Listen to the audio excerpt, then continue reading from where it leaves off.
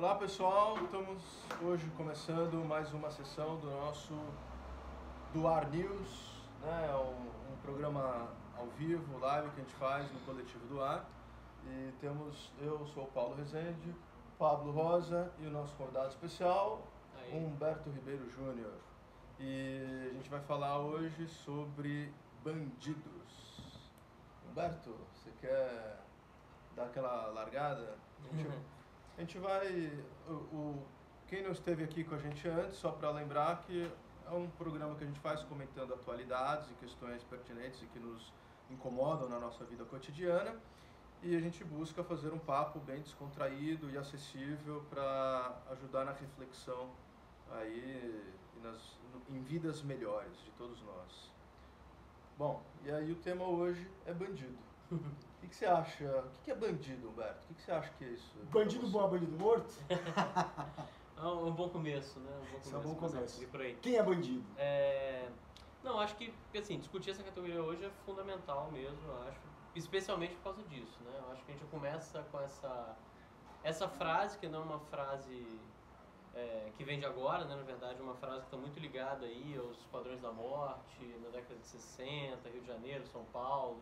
Né? Então, assim, nesse momento surge muito essa expressão, essa ideia, né, de que você tem que exterminar uma determinada categoria, mas o importante é justamente você classificar essa categoria, né? Porque, assim, eu sou originário da área do direito, né? Para a área do direito, você pensa dentro de um contexto jurídico mais amplo, bandido seria, né, o criminoso. Criminoso é quem cometeu algum ilícito penal, né? Quem cometeu qualquer tipo de infração ao Código Penal ou à legislação penal esparsa, né? Então, o que isso significaria? Que qualquer pessoa que praticou algo tipificado como crime seria um criminoso, logo um bandido. O problema é que, na prática, tem muito mais coisa classificada como crime do que a gente consegue imaginar, né? E tem muito mais prática criminosa do que a gente consegue imaginar também. Então, tem determinados momentos que você, até falar essa frase, bandido bom e bandido morto, já te coloca na categoria de criminoso, que isso é apologia ao crime, porque matar uma pessoa é homicídio, a não ser que seja em legítima defesa do estado de necessidade, isso já é homicídio. Então, quando eu falo bandido bom e bandido morto, eu estou estimulando o homicídio, logo eu estou fazendo apologia ao crime, que é um crime. Isso me coloca... Quase como um papel de suicida. Exatamente, na categoria de bandido, tem que me suicidar depois de uma dessa, né? Só que exatamente esse ponto que torna a categoria mais curiosa, porque quando se fala em bandido, então as pessoas não estão falando pura e simplesmente da categoria jurídica de criminoso, de pessoa que praticou um ilícito penal. Na verdade, estão falando de algo que é muito mais profundo, é uma forma de você realmente classificar determinado grupo social, determinado grupo de pessoas. A gente está aqui de um jeito bem leve, não vou ficar falando como entrevista em jornal, né? Então fica tranquilo que a ficar gente vai tranquilo, é a começar. primeira vez que estou aqui na live, enfim, estou esquentando. A nossa ideia, eu estou pensando aqui, né, em tentar extrair de ti alguns elementos, alguns referenciais, algumas categorias que nos permita quem está nos assistindo entender um pouco de como é que se constrói a categoria bandido e como é que a categoria bandido ela é instrumentalizada como uma forma de gestão populacional. Né? Com certeza. Então, assim, você já trouxe o livro do George Agamben, né? Homo Sacer, então eu vou dar uma de pré-Agamben, né? Tentando pensar um autor que nós três aqui temos como referência, que é o Michel Foucault. Né? Como é que a gente pode pensar, por exemplo, né, a partir de um referencial Foucaultiano, a partir da analítica do Foucault, sobretudo a partir do capítulo que ele escreve no último capítulo do Em Defesa da Sociedade, quando ele vai trazer essa noção de racismo de Estado. Né? Será que a categoria racismo de Estado ela consegue estabelecer essa forma de gestão populacional, segregação, né, e de morte no limite, né, para produzir essa categoria bandido? De que forma, em que medida a categoria bandido pode estar associada à noção de racismo de Estado? Não, assim, ela está completamente relacionada, mas eu falo a verdade que aqui, no contexto até da live, tudo daria até um passo atrás, assim, entrar tanto numa perspectiva, nesse momento, assim, já de imediato, na perspectiva teórica mais pesada, né, filosófica e tudo, eu acho que a gente pode tentar até mobilizar algumas questões, né, que eu ia até complementar. Ontem eu estava, enfim, dando uma aula sobre rotulacionismo e tudo, né, na graduação em Direito, E, de repente, me lembrou uma história recente. Assim, a gente tem uma figura nacional pública que é o Eike Batista. Né? O Eike Batista, né, era conhecido aí como um grande empresário, de repente foi acusado de corrupção, uma série de outras coisas, foi condenado, preso. Né? Então ficou quase um ano preso, hoje continua cumprindo pena, mas em regime domiciliar, etc. Acho que ele está com tornozeleira eletrônica, alguma coisa do gênero. O que é curioso? Uma pessoa que foi condenada, foi presa, passou um tempo todo preso, de repente aparece numa entrevista, não lembro se era no SBT e na Record, e o jornalista entrevistando, claro, falando da questão criminosa, mas entrevistando ele como um empresário, não como um bandido. Não era a mesma coisa de entrevistar o Fernandinho Beiramar, né, que fazia todo aquele mise-en-scène, não, vamos no presídio, olha aqui o chefão, e não sei o que, o Marcola, aquela coisa do PCC.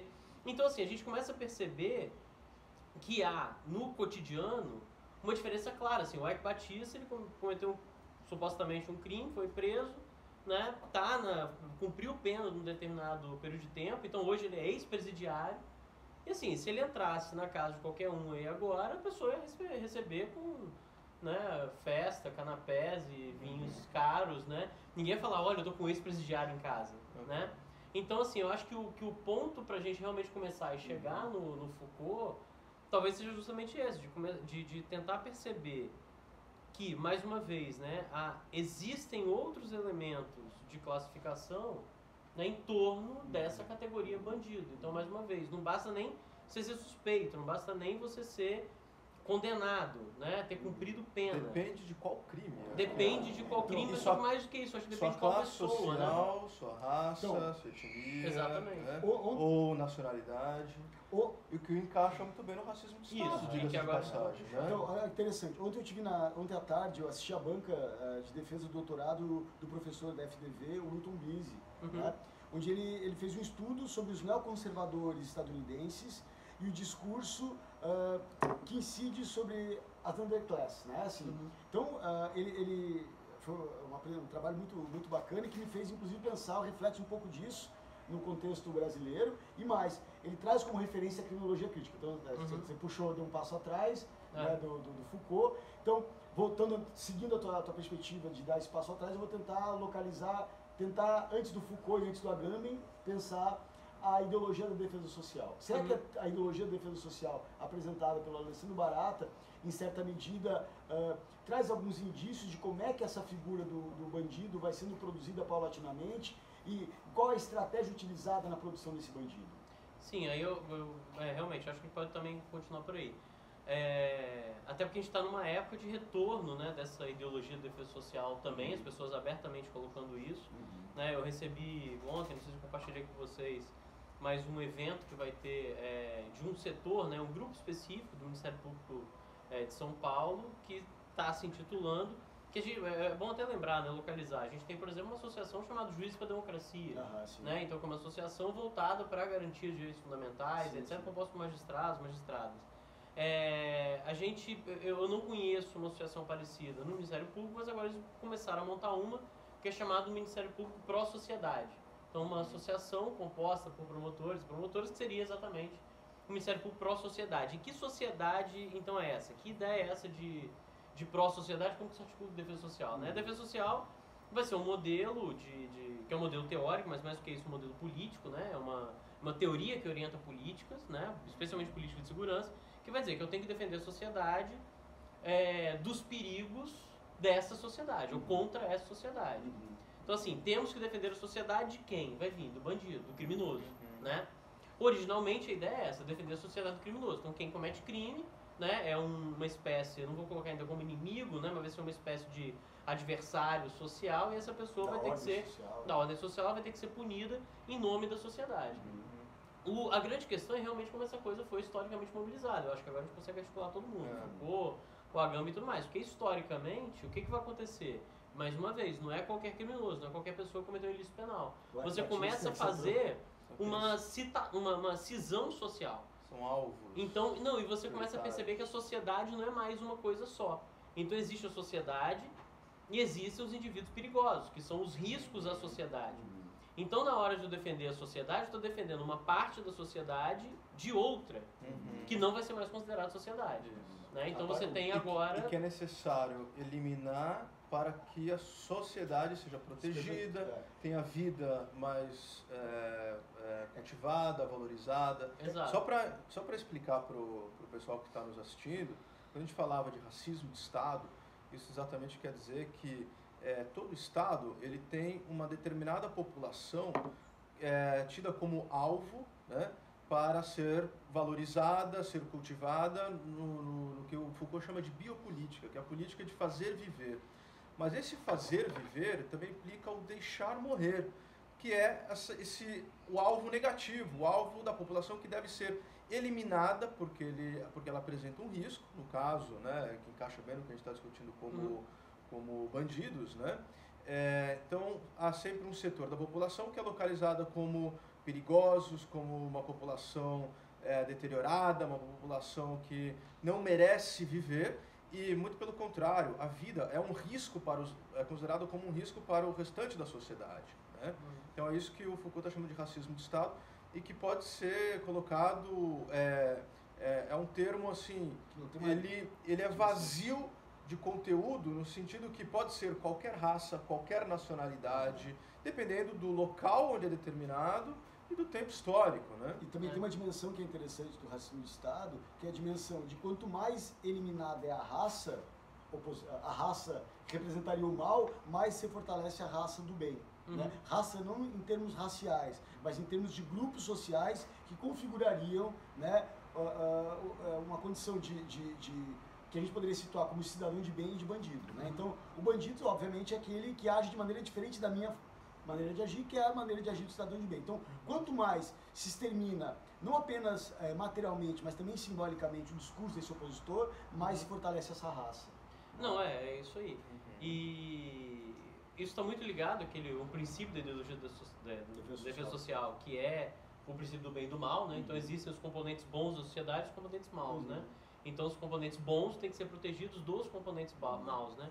Só que o que eu gosto do Foucault também é ele pensar como que esse risco é sempre tratado como um risco biológico, né? Por isso que a gente fala também da própria higiene social, né? Então assim, do mesmo modo que você tem que exterminar ou eliminar parasitas ou tem que eliminar doenças, você tem que eliminar essas pessoas que são um risco, em última instância, como um risco biológico, né?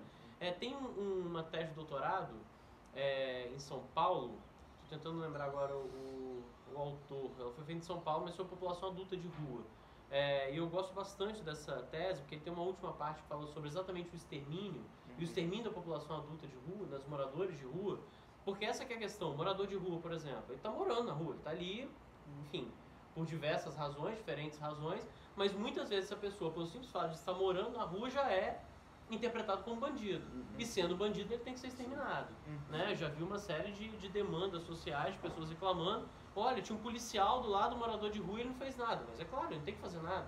Você não está cometendo um crime, você não está fazendo nada, só está sentado ali, ele tem que continuar ali mesmo, o policial tem que estar do lado dele. Você tem direito de ir e vir, não de ficar parado. Exatamente. Esse é só um problema. problema. Eu já escutei essa, tipo, mas assim, então o que acontece? Nesse caso dos moradores adultos de rua, ele relata um caso, né, que chegou lá o conhecimento dele durante a pesquisa, né, da tese de doutorado, que era o seguinte, né, tinha um morador adulto de rua na frente de um prédio e uma pessoa que morava nesse prédio pega o telefone e liga, né, eu tô aqui de propósito deixando o suspense, mas ele liga. Aí você imagina, liga pra quem? Liga pra polícia, né, pra procurar, pra tirar aquele morador de rua? Não ligou a polícia. Liga para assistência social da prefeitura, né, para fazer um serviço de abordagem e tudo? Não, ele liga para a companhia de lixo. Então assim, ele ligou para a companhia de lixo para poder recolher aquele indivíduo que estava ali, aquela pessoa que estava ali. Caraca. Ou seja, quando você chega nesse ponto, e aí eu acho que entra também muito fortemente o racismo de Estado, inclusive esse autor trabalha muito com a Agamben, trabalha com Foucault, poder fazer esse tipo de discussão, é porque você realmente trata uma determinada parcela da população como não sendo pessoa, como lixo, literalmente. Então, se é lixo, se não é pessoa, logo pode ser exterminado, e nessa mobilização do racismo de Estado deve ser exterminado, exatamente porque o que vai garantir a minha sobrevivência é o extermínio do outro que me provoca perigo, né? O interessante é que a gente vê alguns haters assim de redes sociais utilizando, quando exatamente não gostam de alguém, da fala de alguém, lixo, né? E eu acho que é interessante porque isso permite a gente ver que quem cai nessa categoria não é necessariamente uma classe social, não é necessariamente uma raça. Há espaço aí também para ideologias, né? Não, totalmente. Então, assim, por exemplo, uma preocupação que a gente tem, né, assim, com aquele projeto de lei que visa a criminalização da apologia ao comunismo, por exemplo, né, assim, em que medida o certo entendimento sobre o que é comunismo não pode ser tratado em termos de racismo de Estado? Claro.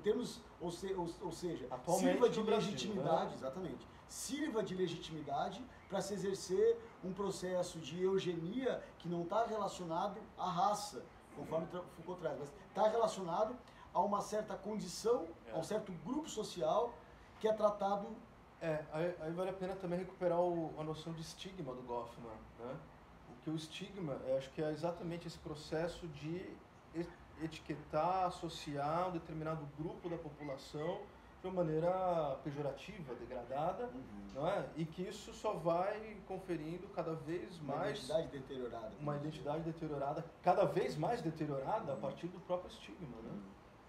Eu acho que, na medida em que chamam de lixo quem tem um determinado discurso, eu acho que pode ter a médio, talvez nem tanto a longo prazo, né, um efeito exatamente de possibilitar a perseguição desses estigmatizados.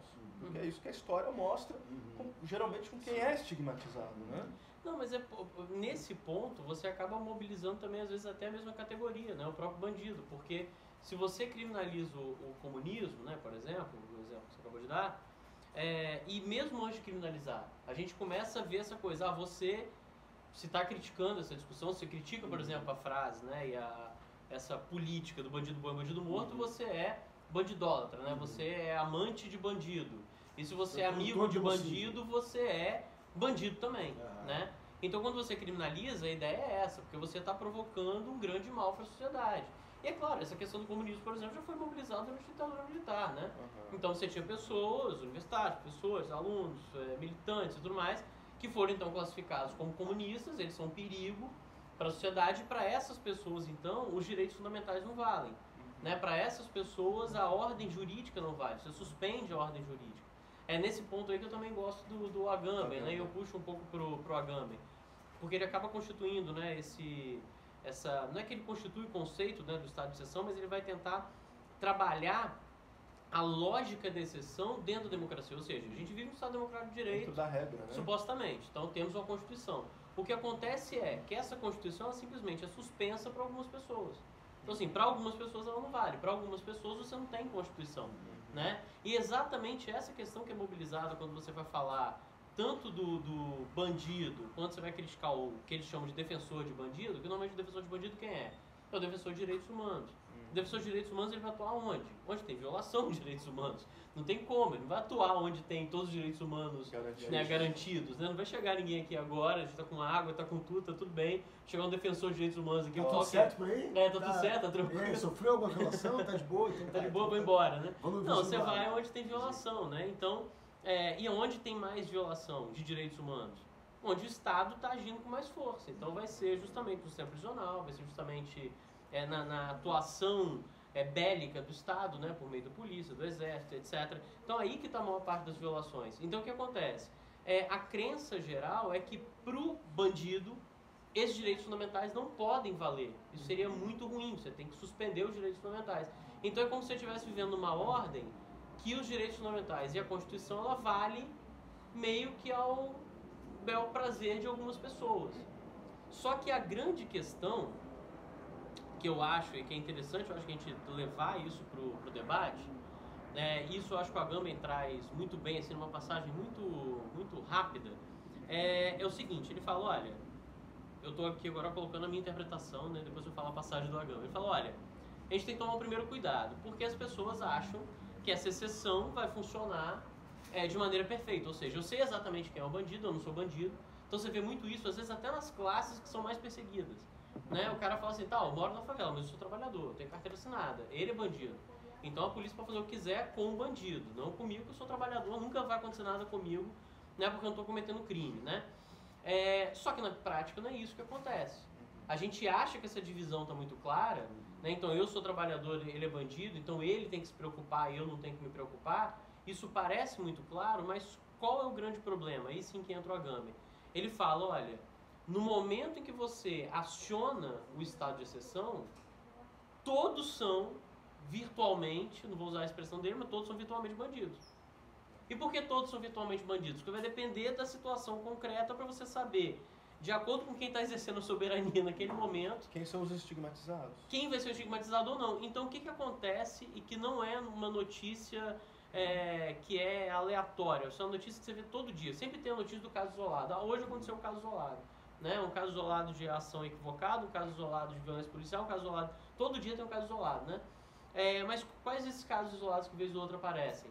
O cara que estava com a família passou por uma blitz policial, ficou com medo, ou foi, aí vem sempre essas aspas, confundido com bandido, e aí você tem uma ação policial e mata essas pessoas. Já mataram crianças, já matou tudo quanto é tipo de pessoa nessas operações, e fala assim, não, mas a polícia naquele momento confundiu com bandido. Então acho que essa também é uma questão que tem que ser muito mobilizada politicamente, as pessoas têm que ter compreensão clara disso, porque assim, esse estigma que existe, ele não está completamente assim, sólido na sociedade, de modo que eu saiba exatamente que eu sou bandido ou que eu não sou bandido, logo eu estou protegido ou não estou protegido.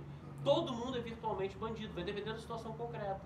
Então assim, você hoje pode não ser um bandido, mas se amanhã você como estudante, de repente, vai participar de uma passeata, e essa passeata vai ser então classificada como uma passeata violenta, eu acho que você é um black bloc e tudo mais, de repente você pode sofrer qualquer coisa, desde uma violência física, você pode perder um olho, né, como aconteceu com o jornalista em 2013, você pode ser morto, né, dependendo do que acontecer. Então assim, isso vai depender daquela situação concreta. A gente tem milhões de casos, inclusive, na história, né, o caso clássico aí do Bloody Sunday, né, na Irlanda, né, se não me engano, foi na Irlanda, que é isso, né, você tem uma passeata lá e de repente o pessoal entra tirando na passeata, todo mundo morre. Né? Então assim, até o dia anterior você é um estudante, né, então assim, você é um estudante de uma classe média, você se sente protegido, cara, assim, para você sair de uma categoria para outra é um pulo, é muito rápido e você não consegue prever isso, né, então assim, eu estou usando aqui um argumento que não é um argumento de princípio, é um argumento até pragmático, no sentido de que, olha, mas esse é um cuidado que desde o Walter Benjamin já falava, né, a gente tem que tomar cuidado com o estado de exceção que vivemos, virou regra geral, e o Agamben puxa esse alerta de novo dizendo, olha, calma lá, porque todo mundo nessa ordem é virtualmente bandido. Porque se você for confundido, toda essa violência que você está clamando para o outro pode vir contra você. Né? Então esse argumento é até pragmático, eu estou dizendo. Eu queria jogar só algo que tem a ver com... Não, fica aí. Algo que tem a ver com isso que você tá Participação dizendo. do nosso amigo Rafael, que não aparece no vídeo, só no áudio. Aqui tem bastidores, aqui, tá, gente? Tem muita gente acompanhando, né? A Val, a Vicky, Rafa, Nanda, né? Então temos nossa aí, equipe. Temos uma equipe aqui.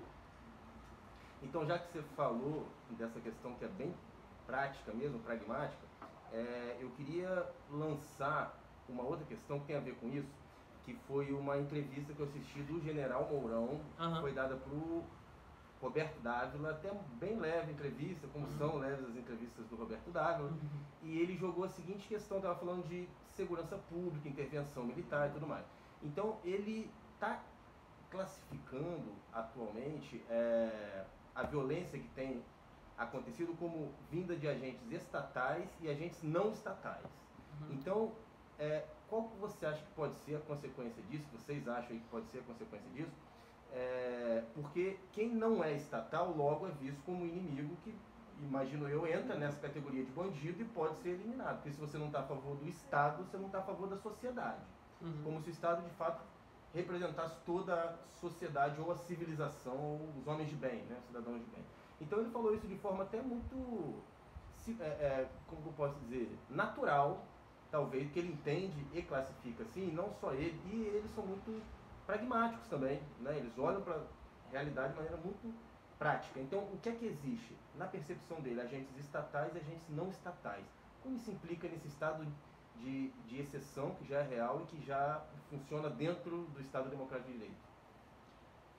Não, tem várias formas, porque isso a gente pode tanto voltar desde do Foucault, né? Porque quando ele fala do racismo de Estado, e ele coloca o de Estado aí, né, à toa, porque o que ele vai também dizer, né? Isso aí tem muito a ver com a filosofia liberal, com essa história do que significa o próprio Estado, né? Porque o contratualismo sempre defendeu a ideia de que o Estado é o guardião, então, da sociedade, vai ser aquele que vai manter a paz social, né? Então, a gente abre mão de parte da nossa liberdade, entrega para o Estado, e o Estado exerce essa nossa liberdade contra justamente esses indivíduos não estatais, né, que são um perigo, vão ser então as ameaças, e o Estado faz isso. Só que o que o Foucault está querendo dizer quando ele vai resgatar inclusive essa genealogia do Estado, essa genealogia da guerra das raças? É que no final das contas, o que ele vai dizer é que na prática histórica, o Estado nunca foi pacificador de coisa nenhuma. O Estado, na verdade, o que ele faz é ser um instrumento dessa guerra das raças. Ele vai ser de certo modo, longa-manos dessa guerra das raças. Então, o que vai acontecer? A gente vai ter sempre uma sociedade cindida entre quem é reconhecido como sendo sociedade, né, quem está dentro e quem está fora, o cidadão de bem e o cidadão de mal, a sociedade sempre cindida, e o papel do Estado é defender essa parcela da sociedade, ou seja, vai ser um instrumento de defesa violenta dessa parcela da sociedade. O que acontece é que essa parcela da sociedade vai dizer, olha, a violência do Estado é sempre violência boa, porque a violência é a meu favor, ao passo que qualquer outra violência é uma violência ruim, porque ela é contra mim, né? Então, no final das contas, o Estado ele entra como esse instrumento, esse elemento aí de mobilização, mas também de execução dessa política, né? Então, na verdade, eu nem vou dizer de legitimação, porque no fim ele é legitimado, né? Ele vai entrar como um elemento, um instrumento mesmo dessa parcela da sociedade, que vai ser a parcela que vai deter o poder, né? Porque no fim é isso, quem é reconhecido como cidadão de bem, né? Quem está dentro, quem não é o outsider, né? Quem é um insider, na verdade, um determinado grupo que consegue dominar tudo isso. Então, porque se a gente for pensar em termos de ação, qual que é a diferença entre um homicídio praticado por uma pessoa aqui na rua que tentava roubar meu celular ou um homicídio praticado por um agente do Estado, qualquer que seja? Os dois são homicídios, você está tirando a vida de alguém, né? Então, só que você está dizendo, olha, a vida que o policial tirou era uma vida menos importante, o policial só fez isso porque ele estava defendendo a minha vida. Né? Ao passo você vai dizer, não, a vida que o bandido, né, tirou era uma vida mais importante, que era a vida, né, da pessoa, do cidadão de bem, logo essa vida não pode ser tomada.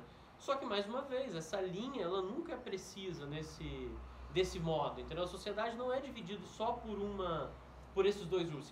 A sociedade não é una e você tem de um lado o bem, de um lado o mal, essa linha aqui está muito bem riscada e você está de um lado ou de outro.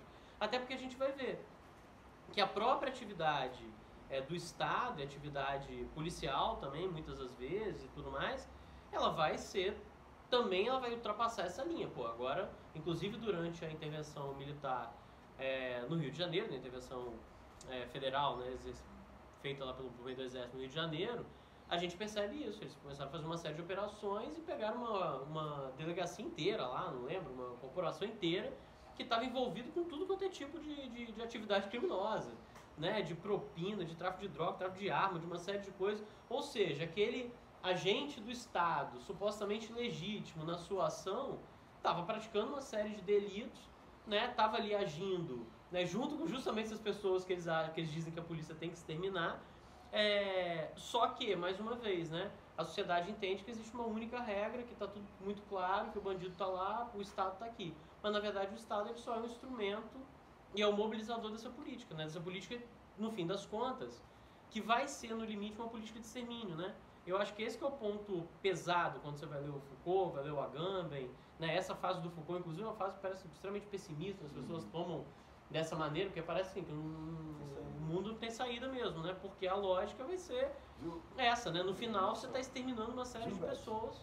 Uma questão interessante, né? Assim, tendo em vista que há uma quantidade considerável de pesquisas no campo da segurança pública, pesquisas que apontam, né, por exemplo, a gente pode citar assim, vamos pegar, por exemplo, um tipo de legitimidade de violência de Estado, de extermínio demandado pelo Estado, como aquilo que a gente já leu, por exemplo, os autos de resistência. Né? A gente tem pesquisa desde delegado de polícia, apresentando, mostrando como é que a polícia mata com legitimidade do Estado. Você tem como é que o judiciário legitima isso. E aí, de repente, você se depara com o futuro governador do Rio de Janeiro dizendo, não, peraí, se alguém tiver com alguma arma, vai ter um drone lá que tem legitimidade para matar. Né? Então, assim, em que medida... São Paulo também, né? Exatamente, exatamente. E quando o Sérgio Moro foi também entrevistado agora no Fantástico, semana passada, né? Ele também fica naquela meio em cima do muro em relação a isso. Né? Então, assim, em que medida, mesmo essa enxurrada de pesquisas que a gente desenvolve, que a universidade no Brasil e mundo afora desenvolve, que mostram esses fenômenos, como é que a gente poderia pensar numa estratégia de resistência, ao menos numa perspectiva discursiva, frente a esse tipo de discurso tão parado no senso comum, né, e que no limite legitima, né, não só o encarceramento em massa, mas o extermínio em massa, como a gente, né, também localiza a partir desses estudos sobre os autos de resistência, né? Eu acho que sim, tem um ponto que a gente tem que discutir, e eu acho que é papel, inclusive, desse programa aqui, caminhar por esse lado, que eu acho que a gente não pode se furtar a discutir. Eu acho que esse é um grande erro, às vezes, até na nossa discussão, no nosso debate, um erro pela falta, né, pela omissão. Que assim, a gente tem que entender que as pessoas também estão com medo. A gente tem que entender que a sociedade brasileira não é uma sociedade pacífica. Né? Primeiro, nunca foi. Né? Uma sociedade que a gente está vivendo aí hoje com um número que supera 60 mil homicídios por ano. Assim, existe um risco real por um lado, mas um imaginado por outro, né? Eu digo isso assim, real por um lado e imaginado por outro, porque a gente sabe que desses 60 mil, os indicadores todos vão mostrar que as pessoas, né, que mais morrem têm um determinado perfil. São jovens, negros, moradores de periferia, baixa escolaridade. Assim, e os indicadores que a gente tem estatísticos... Que encarna a figura do bandido, no imaginário. Exatamente. Os indicadores que a gente tem estatísticos vão mostrar... Esse dado, vou pegar um dado relativamente antigo, acho que era 2012, 2013 aqui no estado, mas é o que eu lembro de cabeça, que você chegava a ter uma diferença, né, de vitimização, ou seja, de chance de você ser vítima de homicídio que superava os 400% para quando você era um jovem negro frente a um adulto branco. Né? Aqui no estado do Espírito Santo a gente teve uma queda dos indicadores de homicídio aí nos últimos anos, chega uma última década ainda, quase uma década. Só que quando você vai analisar de maneira mais precisa esses indicadores, você percebe que eles estão caindo com muita força entre a população adulta, branca, e estão caindo quase nada, às vezes aumentando frente à população negra. Então, por isso que eu estou falando que de um lado, um perigo que ele é imaginado. Porque, assim, a gente aqui, de um modo geral, dentro de uma determinada classe, um determinado espaço, que a gente se locomove de carro, não mora na periferia, etc., a nossa chance de ser vítima de homicídio é muito menor. Mas também é real por outro, porque existe, né? Hoje é uma sociedade que tem uma circulação enorme de armas, os crimes patrimoniais não têm reduzido na proporção, por exemplo, dos crimes de homicídio, as pessoas se sentem o tempo todo amedrontadas, o próprio crime agora de rua, ele é muito praticado com arma, ou seja, com uma arma que não tem chance de morrer a qualquer momento, né? Até o policial, né? Qualquer um portando uma arma vai estar com chance de morrer ali naquele momento. Então, assim, esse perigo a gente não pode perder de vista. Eu acho que esse medo que tem aprofundado essa política que se torna também uma política de ódio, uma política de extermínio. Né? Eu me sinto tão acuado. Medo legítimo, né? Eu me sinto com tanto medo, né? E tanto medo disso que agora eu vou classificar como uma bandidagem, né? Que no final das contas aparece que nada deu certo, nada que foi feito deu certo, e o que a gente tem que fazer é justamente uma política de extermínio. Só que aí, sem dar uma resposta de início para essa angústia, né, para esse medo, assim, como que eu vou dar uma resposta ao medo é muito difícil, até porque parte desse medo, como eu estou falando, é imaginado. Né? Então não tem, sei lá, só terapia, eu não sei como é que eu vou fazer, né? Uma coisa mais psicológica, né? Pra gente poder ver qual é o medo real, qual é o medo imaginado.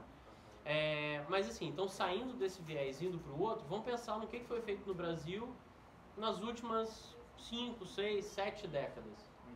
Assim, essa fala assusta muito, óbvio, a fala do Witzel agora, né? Assusta muito a fala do Dória, mas nada disso é novidade. Eu acho que esse é o primeiro ponto. Porque, primeiro, foi uma das primeiras frases que eu disse aqui. Do ponto de vista discursivo, assim, não era tão evidente, né? Porque, assim, era um fenômeno que acontecia... Não, Pablo, aí, assim, nesse ponto eu discordo. Era evidente, assim, E era evidente porque, uma das primeiras frases que eu falei aqui, os esquadrões da morte são da década de 60, 70. Eles cunharam essa expressão, bandido bom e bandido morto. Então, mas né? mas... Não, para começo de conversa. Isso fortemente apalado pela sociedade. Eu lembro de eu ter visto uma pesquisa que foi feita por um jornal, isso década de 60, 70, por aí. É curioso que essa pesquisa foi feita no Rio e São Paulo e as respostas eram diferentes. Mas a população de São Paulo apoiava com muita tranquilidade os esquadrões da morte. A pesquisa era essa: você apoia a ação dos esquadrões da morte, sim ou não? Aí no Rio tinha um indicador até maior para o não, mas em São Paulo um indicador bastante grande para sim. Se a gente passa todo o período da ditadura militar, é claro que as pessoas não estavam com esse medo da insegurança, mas eles ficavam com esse medo da Revolução Comunista e tudo mais, os militares estavam lá atuando. Mas quando você vai chegando ali da transição da ditadura para a democracia, a gente começa a ver uma série de políticas implementadas nos estados, aí você vai pegando década de 90 principalmente, e vamos para o Rio de Janeiro. Pois no Rio de Janeiro tinha a gratificação faroeste. Assim, no Rio de Janeiro, o policial ganhava dinheiro, era condecorado se ele matasse pessoas. Isso era uma política. Então, assim, é mais do que a política estatal, porque assim, ele está sendo pior do que o Witzel, porque o Witzel só está dizendo que ele vai colocar pessoas para matar. Lá você dizia, ó, se você matar, você vai ganhar um prêmio em dinheiro. Deve matar. Entendeu? Por isso que o pessoal apelidou de gratificação faroeste. Isso era abertamente falado, isso não foi uma política, isso década de 90. Eu teria que olhar aqui exatamente, que é o governo Marcelo Alencar, isso eu lembro exatamente. O governo Marcelo Alencar... Porque em tese a Constituição garantiria, né? Assim, isso já era pós-Constituição. Sim, que é uma, né, e que é interessante, você pega, por exemplo, o texto do Antônio Flávio Perucci, que vai trazer essas primeiras, o que ele vai chamar de novíssimas direitos, a primeira década após a redemocratização, década de 90, portanto, do século passado, né, as pautas daqueles poucos que se reconheciam como direita, daqueles 6%, segundo a pesquisa do Leôncio Rodrigues, que ele menciona, inclusive, né, ainda tinha uma demanda pelos direitos humanos. Não, pelo menos de maneira discursiva, né? E assim, constitucionalmente você não tinha como defender esse tipo de violação, embora se defendesse, né? Por isso que eu, assim, é curioso. Não, o Marcelo Alencar foi de 95 a 99, né? Esse é o período só para a gente pegar. Então foi logo depois da Constituição e ele implementou essa gratificação faroeste. E com um detalhe curioso, porque durante a gratificação faroeste você tinha um número menor de autos de resistência do que você teve depois. Então, durante a época da segurança cidadã, você teve muito mais morte do que nesse período. Aí, vamos lá, no Rio de Janeiro, a gente teve as várias operações aí, do Complexo do Alemão, para a Copa, vindo do Papa, para o Escambau. Isso tudo aí também foi muito mobilizado. A gente vai ter que lembrar da ECO 92, que já teve aquele primeiro processo de intervenção do Exército, de utilização de Forças Armadas no Rio de Janeiro, isso 4 anos depois da Constituição. Né? Então, para de novo dizer que não é novidade, mas eu vou pegar São Paulo, né, mais uma vez. Eu não vou precisar quanto tempo atrás, mas ainda no governo Alckmin, né, o Alckmin era o governador, teve uma operação tenebrosa da polícia, com um número altíssimo de mortos, e a fala do Alckmin foi: quem não reagiu está vivo. Eu dou amplo suporte para que a minha polícia aja dessa maneira. Né? Você via na época do Maluf, eu quero colocar a rota na rua. E a rota na rua por quê? Né? Justamente com essa ideia de você ter uma política de segurança extremamente violenta, assim, de atuação violenta. Então, o que eu estou querendo dizer aqui, para puxar o ponto onde eu estava, é o seguinte: primeiro, esse modelo de política de extermínio não é novidade. Então, assim, no Brasil já está implementado da década de 60, só para a gente ser bonzinho, 50, 60... Desde esse período você começa abertamente... pode começar na chegada dos portugueses. Chegada dos portugueses, obviamente. Né? Os portugueses chegaram aqui, na verdade, para ajudar os índios aí no processo, né, óbvio, Paulo, cristianização e de adesão ao modelo de civilização. Não, Paulo, eu agradeço até a correção para né? não ficar mal compreendido, né? Então, assim, dentro dessa ordem, que seria uma ordem constitucional, mais ou menos, essa ordem mais contemporânea, e utilizando essa ideia da força do Estado... Período republicano, né? Pegando o período já da nova república, inclusive, né? Então, no período republicano, a gente vai ter esse marco em 50-60 com os esquadrões da morte. Porque os esquadrões da morte, eles eram compostos primordialmente por policiais e tinham o apoio do Estado. Se não tinha o apoio direto, tinha o apoio direto. Porque se você tem um policial que chega na capa do jornal e fala: eu matei uma série de pessoas, e esse policial não é punido pelo Estado, logo o Estado está dizendo que ele está autorizado, né? Tanto que eu sempre falo essa questão de punição, assim, você pega a polícia militar, se chegar um policial militar com a barba mal feita, ele vai tomar punição, né? Assim, o comando sabe de tudo que está acontecendo. Então, assim, o comando não sabe que houve um extermínio, o comando não sabe que aquela pessoa faz parte do grupo de extermínio, alguma coisa assim. É claro, pode demorar a saber, pode ocultar durante muito tempo, mas chega uma hora que a instituição sabe. E se ela sabe, ela tem que dar o sinal. Qual é o sinal? Que ela sempre deu. Qualquer pequeno desvio esse desvio é punido. Um desvio desse que não é punido significa que está autorizado, né? Que a gente nem está falando de desvio, está falando de uma coisa muito mais grave. E que outros desvios mais suaves, talvez, também estão permitidos, exato. né? A partir do momento que você tolera um desvio maior... Só que o que eu estou querendo tentar problematizar aqui, então, voltando, né, após a correção. Então, década de 60, Esquadrão da Morte. A gente vai ter todo o período da ditadura militar que operou com tortura, desaparecimento, com uma ação extremamente violenta. Os Esquadrões da Morte são, inclusive, incorporados. Então, por exemplo, o Sérgio Fleury era do Esquadrão da Morte, vira um agente do DOPS, né, que vai, inclusive, praticar tortura, né, dentro do DOPS. Você vai ver isso, o Cláudio Guerra, nas declarações dele, vai dizer que isso acontece de maneira muito tranquila, ou seja, a ditadura militar incorpora esse modelo internamente, né? Ou seja, eu vou ter sempre uma repressão muito violenta, aquilo que eu estou chamando de criminalidade, ou contra aquela pessoa que é chamada bandido. Só que vem a Constituição, isso não muda, né? Porque como eu estava falando, Rio 2092, a gente vai ter exatamente isso, depois a gente continua no governo Marcelo Alencar, gratificação faroeste, a gente continua nesse eixo Rio-São Paulo, principalmente, sempre com essa ação violenta e uma ação que ela é militar. Então você pega, após final aí, anos 2000 em diante, mesmo sob a égide de um ideário da segurança cidadã, né, isso o Orlando Zacconi também fala muito bem, da segurança cidadã, você vai ter mais morte ainda, ou seja, você continua tendo uma intervenção violenta e militarizada, exercida ou pelo exército ou pela polícia, mas violenta e militarizada sobre a população. Então se você for perguntar hoje o que o Whitson está falando, o que o Whitson está falando, o Rio de Janeiro já faz há mais de uma década. Você citou muito bem as pesquisas lá no Rio de Janeiro, a pesquisa do Michel Missi pega, por exemplo, são mais de 10 mil mortos em uma década. Ou seja, está matando mais de 1.000 pessoas por ano. Então, assim, o Rio de Janeiro já faz isso, já mata, e eu acho que aí de novo entra um ponto pragmático, que é a parte que a gente tem que dialogar. Independente do medo que você tem, então vamos pensar, em termos de política, você tem medo. E você acha que esse medo vai ser, então, eliminado com a eliminação, né? Ele vai ser eliminado com o extermínio. Quando eu matar o bandido, acabou, não tenho mais medo. Mas assim, há 10 anos a gente só está matando pessoas. Há 10 anos o governo do Rio de Janeiro, inclusive, só mata pessoas. E o que você tem nesse ano? A polícia do Brasil é uma das que mais mata no mundo. Não, a polícia do Rio de Janeiro mata mais do que... assim, só a polícia do Rio de Janeiro mata mais do que a soma de todas as polícias dos Estados Unidos juntas. Né? Então, assim, outro dado que eu sempre cito, eu fiz um curso na Espanha uma vez, que era um curso para discutir o terrorismo na Espanha, então para discutir o ETA, uma série de coisas. Eles anunciaram lá um período que é um período muito crítico para eles, que é um período chamado Guerra Suja, que durante um intervalo de 1, 2 anos foi autorizado de maneira não aberta, né, obviamente, de maneira oficiosa, o extermínio, então, dos suspeitos de terrorismo. Então, houve uma autorização de um governador para que a polícia matasse a galera que foi suspeita de terrorismo. Nesses 2 anos, eles mataram mais ou menos 60 pessoas. Quando descobriram isso, foi um caos, assim, quase que a gente perdeu o cargo e não sei o quê, teve julgamento, porque a sociedade espanhola, naquele momento, entendeu que o Estado não podia atuar como terrorista, né? Porque se o Estado está fazendo isso, ele é terrorista. Ele está atuando exatamente como os terroristas atuavam, então o Estado não pode fazer isso. Então houve um repúdio da população enorme por o Estado estar fazendo isso. Eu lembro que nesse momento, eu já estudava aula de resistência, eu levantei a mão e falei, professor, ano passado a Polícia do Rio de Janeiro sozinha matou... ano passado, sozinha, a Polícia do Rio de Janeiro, que deu quase um problema técnico, matou mais de 1.200 pessoas. O que você acha disso? O pessoal ficou chocado, né? Porque assim, 60 pessoas no intervalo de 2, 3 anos na Espanha gerou um caos. Agora imagina 1.200 pessoas num ano só. E a gente sempre aceitou isso sistematicamente. Então, eu não estou discordando necessariamente de vocês, porque esse anúncio em 2018 assusta todo mundo. Mas o que eu estou querendo dizer é que isso já é feito. E o que eu estou querendo dizer é mais.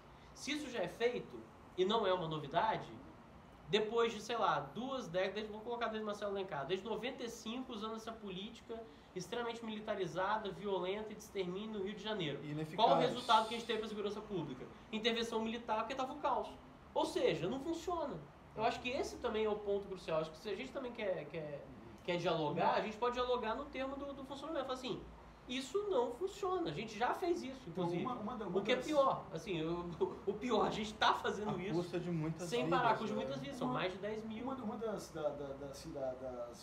justificativas, né, que se tem para essa atuação da polícia, né, é o fato de que ela não passou por um processo de formação, não passou por uma justiça de transição, né, e que aqueles procedimentos, aqueles comportamentos, que eram comportamentos bastante presentes no contexto dos militares, continuou sendo perpetuado no contexto pós-redemocratização.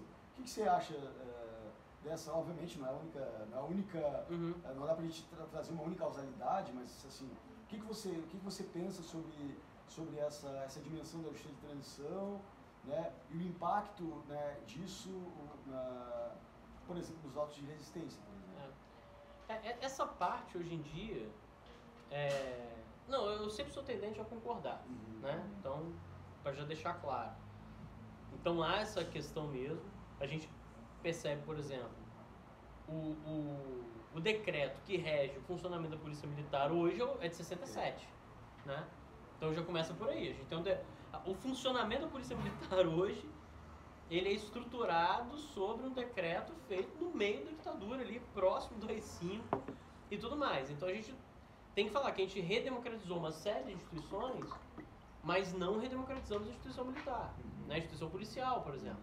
Para começo de conversa, a gente manteve a polícia como sendo uma polícia militar, né, com hierarquia militar e tudo mais, quando ela podia ser uma polícia civil, uma polícia que poderia, por exemplo, fazer sindicato e etc. A gente não permite isso.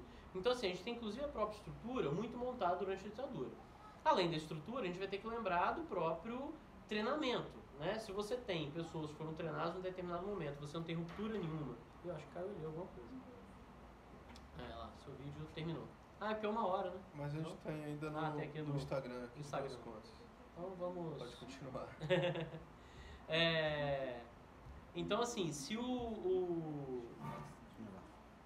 se a gente não teve, né, agora todo mundo aqui pensando como resolver problemas técnicos, mas se a gente não teve nenhuma mudança, nenhuma transformação, né, nesse modelo policial, é claro que isso gera resultado. Por outro lado, o que eu tendo a pensar, aí eu vou me amparar até na crítica que o Paulo fez aqui antes, é que a gente também tem modelos, tem processos que são anteriores até a própria ditadura e que não tinham sido mudados até então, né? Então a gente vai ter que pensar na própria criação da polícia, né? Então a polícia é criada no Brasil como aquela força, né, do Estado para conter os distúrbios urbanos. Quem são os primeiros grupos perseguidos? São os negros, você tem no Código Penal de 1890, né? Dos vadios e dos capoeiras. Você chega no Rio de Janeiro, você nesse período aí de 1890 a 1900, você teve a deportação de mais de 1.000 pessoas. Sim, viu, Humberto? Foram para Fernando de Noronha, deportados, né? Por conta do crime de vadiagem e capoeiragem. E aí você já tinha as galeras. Na verdade, tinha 2 grupos rivais. É porque você lembra muito agora, por exemplo, da questão do funk, de outras mobilizações agora. Então você já tinha essas galeras, os grupos capoeiristas, e você já perseguindo o mesmo grupo, perseguindo o grupo capoeirista. Então, assim, eu acho que existem coisas que vieram da ditadura, mas eu acho que tem coisas que a ditadura só fortaleceu, né? No sentido de que a gente já tinha isso como processo anterior. E o pior, e aí só para eu terminar, e o pior, e o que na verdade aí alinha com a sua questão, é que de fato a gente não teve, de maneira profunda, uma virada democrática na segurança pública. Então, assim, a gente não teve uma virada democrática na estrutura da segurança pública de um modo geral. Com, aí, pelo menos, dois adicionais importantes. Num primeiro momento, ali, década de 80, isso não era problematizado, isso não era questionado, né? Então, o debate sobre segurança pública, a gente via num período que, então, parecia que não tinha problema de segurança pública. Hoje já tinha indicadores de homicídio elevadíssimos e etc., mas como se não tivesse problema. Então, a gente teve esse primeiro período, aí, década de 80, quando as questões começam a aparecer na década de 90, a nossa resposta já foi uma resposta violenta. Então a gente nunca teve, sei lá, um modelo de segurança que tentasse pensar formas alternativas de solucionar conflito. Que é isso que a gente tem que pensar. A gente está vivendo conflitos. São conflitos físicos, conflitos pessoais, conflitos também decorrentes de uma sociedade dividida de classes. Técnicas e acadêmicas geralmente é descartado, então, né? Exatamente. Não é muito eleitoral, né? Tem muita saída para um populista. Tem uma questão que, se a gente pegar, assim, trazendo, assim, tentando trazer, seguindo essa esteira que o Humberto está trazendo aqui, está nos apresentando aqui, o Humberto está trazendo aqui esse processo, esse início da Constituição da República no Brasil, né, 1890. É interessante pegar nessas primeiras décadas esse processo da República Brasileira, a gente também tem no Brasil, no campo científico, toda uma literatura que voltada para a produção de uma leitura racial. Né? Essa literatura da Escola Baiana de Medicina, Raimundo Lima Rodrigues, né? Que traz uma dimensão, e que se a gente parar a pensar do vice do Bolsonaro, né? O general Mourão, ele traz reflexo disso quando ele vai falar que isso é característica do negro, isso é do índio, ou seja, aquela leitura que foi reproduzida pelas escolas militares, aquela leitura eugenista, né? Que no limite, permanece até hoje. Que no limite o Foucault mostra que é o século XVIII, o que demarca uma certa leitura que vai estabelecer a segregação, que vai reproduzir a segregação, estava localizado no contexto republicano e vai sendo perpetuado. Né? Então, assim, essa fala em pleno 2018, né, daquilo que há 100 anos atrás estava começando a se tornar um problema, esse tipo de narrativa, né, na esteira Nós militarizada. Estamos regredindo, né? Na esteira militarizada se faz presente até hoje. O exemplo disso é o que a gente viu. Mas pra mim, assim, em vários momentos a gente perdeu grandes oportunidades, né? Momentos históricos, de realmente tentar promover uma virada para pensar. E aí, nesse ponto, tem um campo da criminologia crítica, que vai ser a criminologia radical, especialmente a criminologia radical da década de 70, que eles falam do chamado realismo radical, e que esse ponto eu concordo com eles. Sei lá, a gente pode deixar isso em aberto para discutir em outro momento. Mas, porque assim, a gente também tem que pensar que as pessoas estão sofrendo determinadas questões com conflitos, e como que a gente vai resolver isso? E quem está sofrendo, às vezes, é a classe trabalhadora mais baixa. Assim, um dos indicadores que aumentou aqui no estado nos últimos tempos em termos de crime foi assalto em coletivo. Então, assim, quem está andando de ônibus, quem está ali trabalhando, ganhando salário mínimo, que é o cara que não tem nem conta no banco, que leva o salário para casa, é que no meio do caminho perde o salário, é que tem que comprar 4, 5 celulares por ano, porque... E aí precisa do celular para trabalhar, né? Tem que comprar 4, 5 que foi furtado, é que o amigo morreu no tiroteio. Então, assim, isso é necessário dar resposta para isso. É necessário encontrar respostas para isso. O problema é que eu acho que a gente foi deixando isso um pouco de lado, né? Assim, de outro lado, não só a gente deixou de lado, mas foi o que você falou, que as respostas, às vezes, técnicas, não a parte das vezes, são negligenciadas, que não, isso é tudo teórico, né? Teórico não tem que intervir, né? Vamos para a prática aqui, que o até prático, porque intelectual é comunista, né? Exatamente. Então, essas respostas nunca foram aplicadas, mas em alguns momentos também elas deixaram de ser pensadas de uma maneira um pouco mais impactante. O que acontece? Os próprios governos, as pessoas, os grupos progressistas começaram a aderir, né, a determinadas falas, a determinados discursos, que são discursos extremamente violentos, né? Eu lembro da Maria Lúcia Caran, que cunhou, né, uma expressão muito interessante, que é da esquerda punitiva, mas uma vez que ela esteve aqui no estado, ela conversando com a gente na pizzaria, não sei se você estava junto, sobre como que veio essa ideia na cabeça dela, por que ela escreveu esse texto.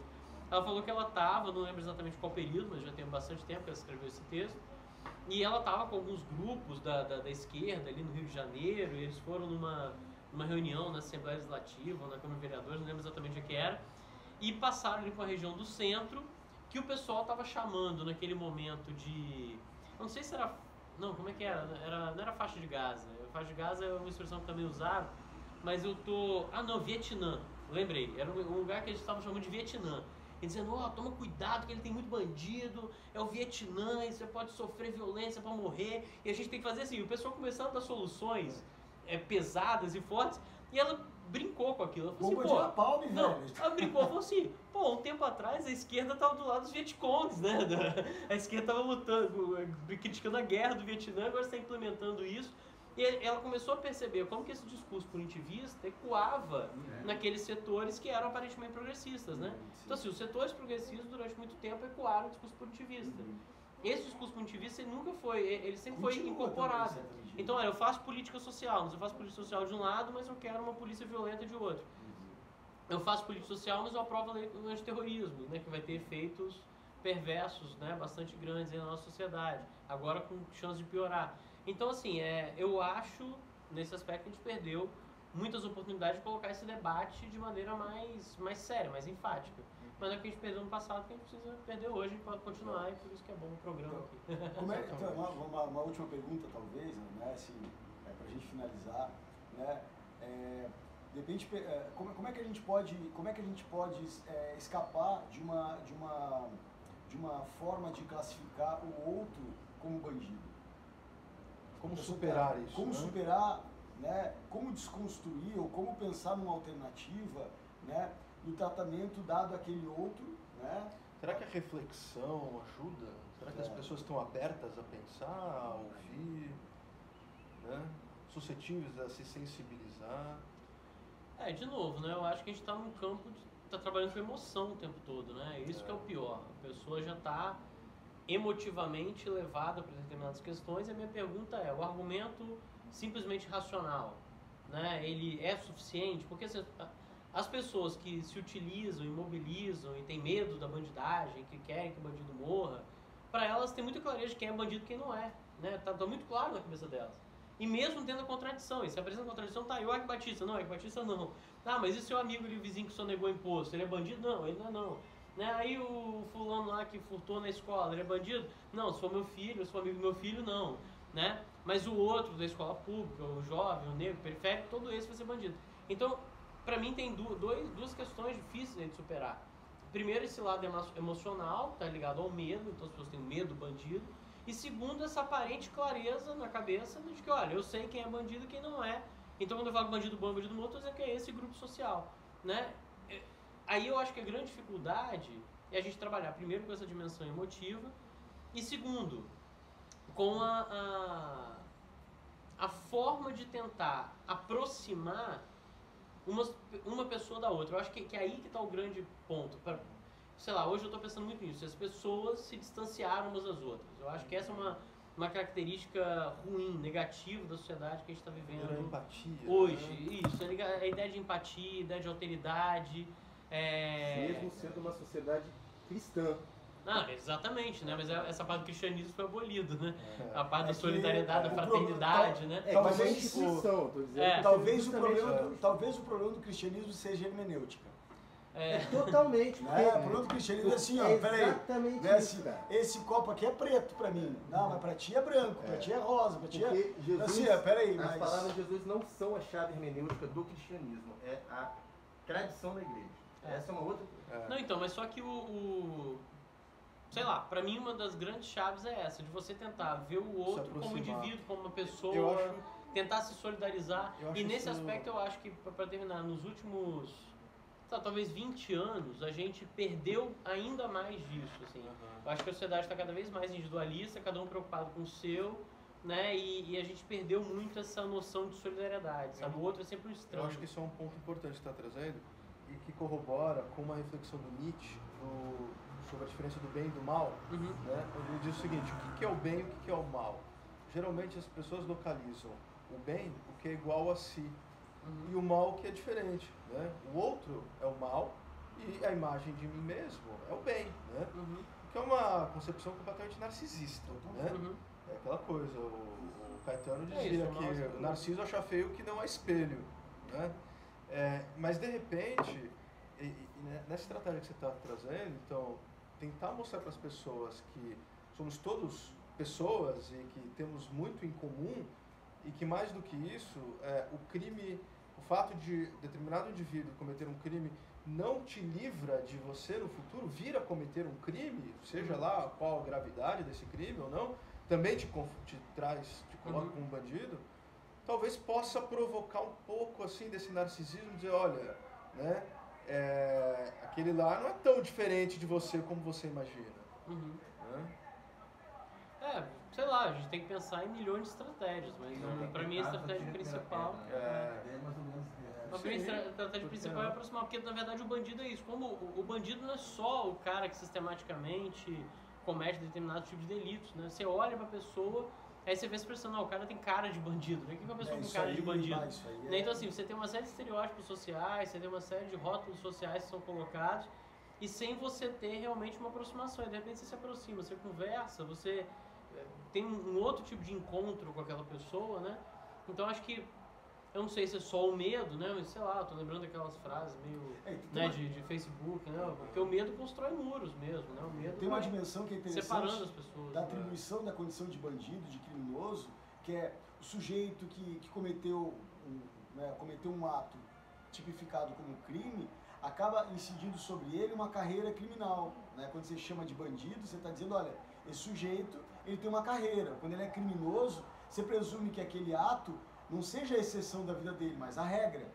E é porque aquele negócio, ele não está bandido, ele é bandido, Exatamente, né? né? Você... O sujeito está bandido, não, ele é bandido. Então essa talvez seja um... Então a essência dele é sempre atuar como bandido, né?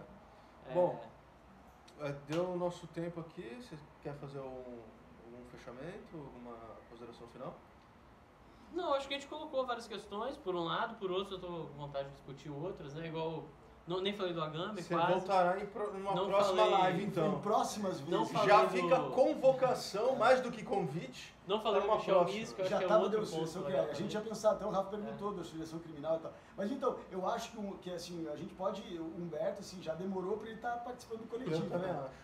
Essa deve ser a primeira e sempre, né? Mas, não, vamos lá. Exatamente. Difícil é só tempo mesmo. A gente arruma uma horinha. Mas eu acho que o ponto central, enfim, já Deixa acabou, já tá esculpir e acabando e vem pra- vamos. Sem considerações finais, então, deixa aberto. Obrigado. Beijo. Tchau, tchau, pessoal. Hasta luego. Ó, não esqueçam de curtir Coletivo do Ar, né? Facebook, Instagram, Dá um Twitter, YouTube, tudo isso. Tchau. Até mais. É que desliga sozinho, dá uma hora.